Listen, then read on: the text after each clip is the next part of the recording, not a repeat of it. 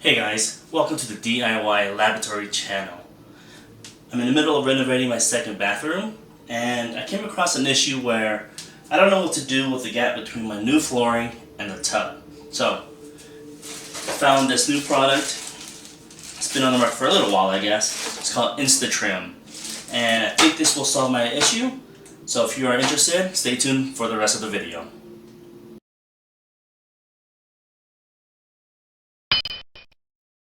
Alright, so I put new flooring in, and one of the things I try to do my best is minimize the gap between the flooring and my tub. Now there's still a small gap, which is fine, and some of my research that I found is to either use, just depending on the size of the gap, just use caulk or get quarter round.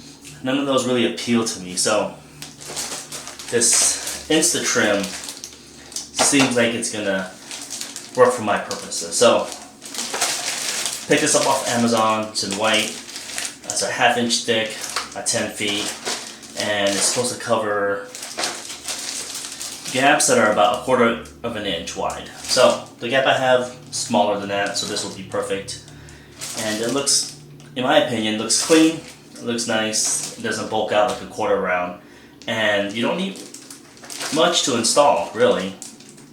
Before we get started, we need to make sure that our surface is clean because there is an adhesive to this.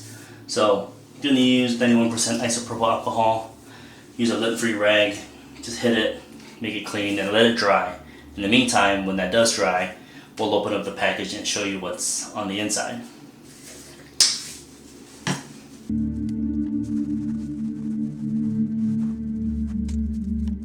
Alright, so that's drying.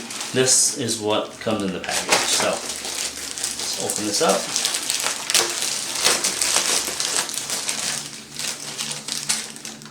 We have corner and end caps. So, you can use this trim for corners or straight edges, outside corner, inside corners. So, really nice to have this. This is an applicator tool, so depending on the size that you buy, they do have a larger one. I think it's a 3/4 inch wide. You use this applicator tool to kind of press down on it so that the adhesive will stick to the flooring and tub. And of course, the main product.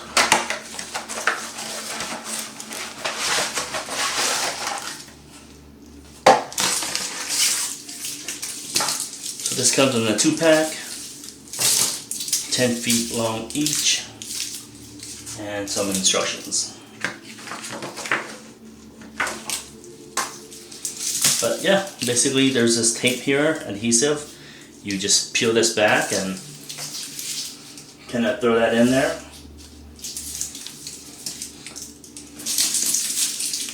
And we'll cut its length. So that's everything that's in there. Alright, I'm getting ready to measure out the length that I need. Based on the instructions, it said go ahead and clean the surface with either acetone or isopropyl alcohol. I did that already. It's dried. One of the things the instructions said was to measure the length we need and then add 1/8 of an inch and then cut it with a razor blade or some scissors. So I'm just going to lay it out with the end caps, get my length, mark it, and then use some scissors.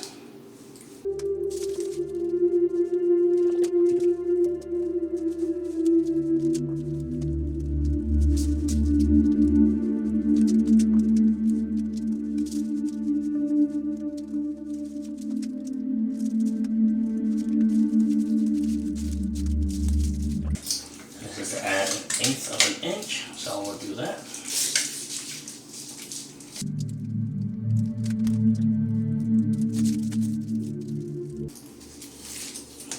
There it is.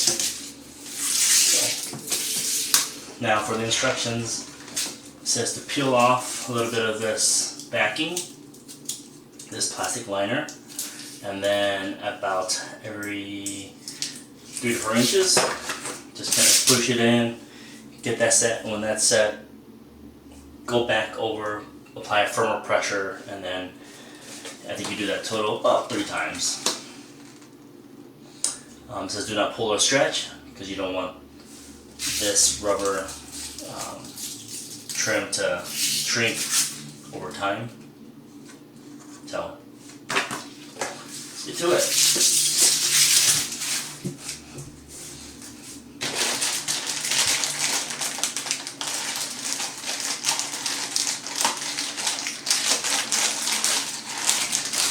In the meantime, get my applicator here.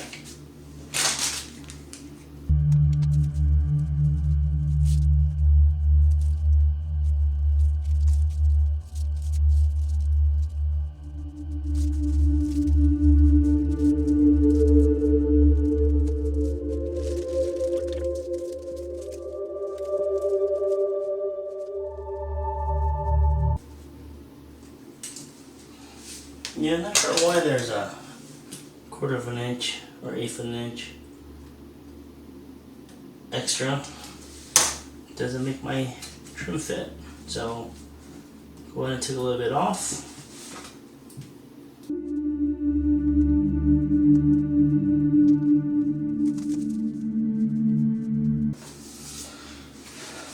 Alright. So now that I think it looks good, I'm just going to go ahead and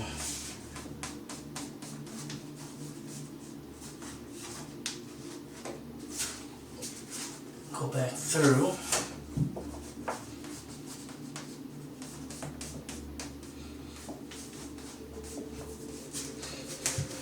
Just continue to press everywhere.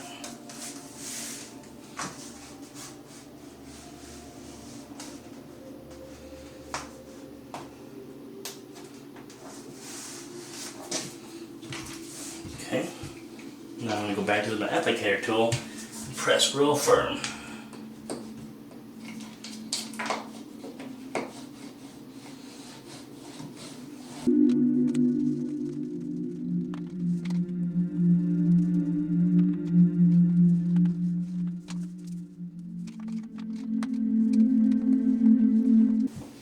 So one thing I found about installing this with the applicator tool is there's 2 ends. One's kind of a bevel edge towards the center, and the other one is more flat. So what I ended up doing was go through the entire strip. I know it's for different thicknesses, but what I found was nice is to use this side, which is for the 1/2 inch. Really get this beveled centered, pushing the adhesive into the corner so that it gets a nice good surface to grab onto and really gets that into the corner. What happens when you put too much pressure is the outside of the trim actually flares out a little bit, which is fine because we want that adhesive to get really in there. And then I went back over with a thicker side. Again, this is for the 3/4 inch wide trim, but go over and applying pressure so that the outer edges also kind of sit flush with your surfaces. So I think it worked out fine. We'll see how well it holds up, but so far it looks good. Don't see any real playing to this. I have my end caps, and yeah, there it is. You know, maybe in the future, maybe I will paint this actually. I might tape off the tub, tape off the floor, and then just hit it with some baseboard paint so it matches a little better. Because the white is really, it's not like a porcelain white, it's just bright white. So it doesn't match exactly, but details. Yeah, so far, so good. Alright, here is a close-up of that trim that I just installed.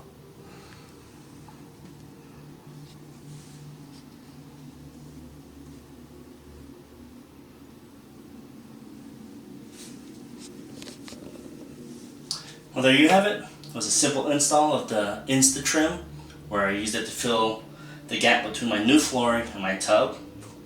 If you like this type of video, be sure to subscribe to my channel.